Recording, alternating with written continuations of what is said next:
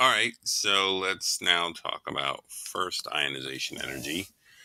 The attraction analogy works still for this periodic trend. As you can see, the first ionization energy is defined as the energy required to remove an electron from an atom. It's the first electron, so there would be a second ionization energy that deals with the second electron you're pulling away, but let's just deal with the first. Helium, again, the most attracted of any element on the periodic table to its two electrons. They're non-shielded. It's a 2 to 2, 2 proton to 2 electron situation. Very much attracted. It's a noble gas, so that has the highest ionization energy, the highest energy required to remove an electron from helium. All the noble gases are here the highest, but still there's a drop as you go from one to another. So from helium to neon, there's a drop. There's increased number of electrons and protons involved. So pulling one electron away becomes a little less important to neon than it is to helium, but still important, more second most important out here.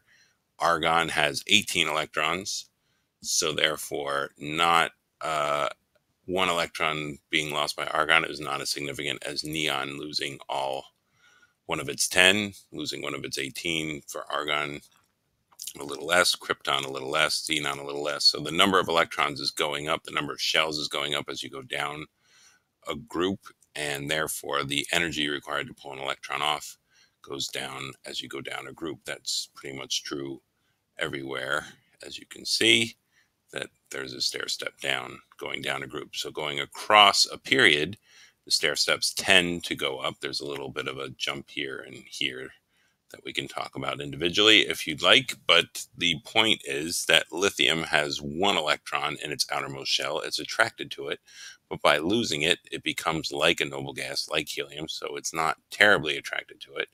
Beryllium has two electrons in that outermost shell, four total, so therefore it is a little more attracted to its electrons. It does not want to lose it. It actually has a stable S shell. That's why this little drop here occurs. Now we're filling in the P.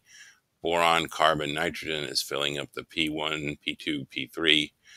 They want to keep getting closer to this noble gas. They don't want to lose an electron and go the other way. They're no closer to the noble gas helium than they are to the noble gas neon, so they want to keep going in this direction. There's a little drop here with oxygen, and then fluorine is so close to neon it can almost taste it. So fluorine has, of any of the main group elements that aren't a noble gas, the highest first ionization energy.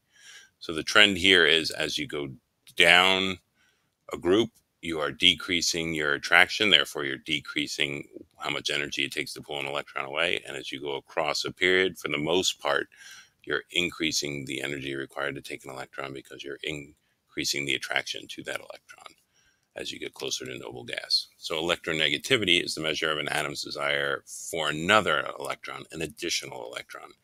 The noble gases are not involved here. They already have their stable shells, so they are not going to be interested in another electron. So here we start with fluorine. Fluorine is attracted to its electrons. It's very much attracted to getting another electron and becoming like the noble gas neon.